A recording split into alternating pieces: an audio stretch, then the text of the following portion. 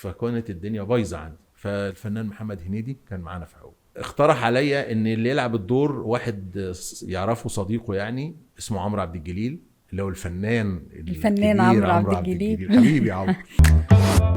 ابتديت كان في مسرح ايه؟ كان في مسرح حقوق برضه. كانت مسرحيه المجانين دي اول مسرحيه انا اخرجها سنه 86. مسرحيه المجانين دي كانت اكتشاف المواهب كلها. والله هي كانت فتحه خير على ناس كتير قوي. احكي لنا بقى قصه المجانين.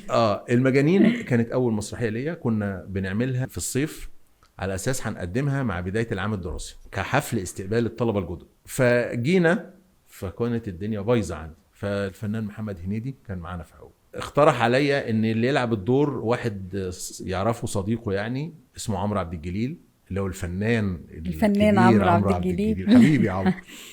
ده قال لي انا ده كان اول دور لعمرو عبد الجليل. اول دور اول تمثيل خالص. قال لي انا في واحد صديق ليا ساكن في شبرا اسمه عمرو عبد الجليل وطالب في معهد في المسرحيه في سنه اولى، هل ينفع يجي يشتغل معانا؟ هنيدي كان حقوق.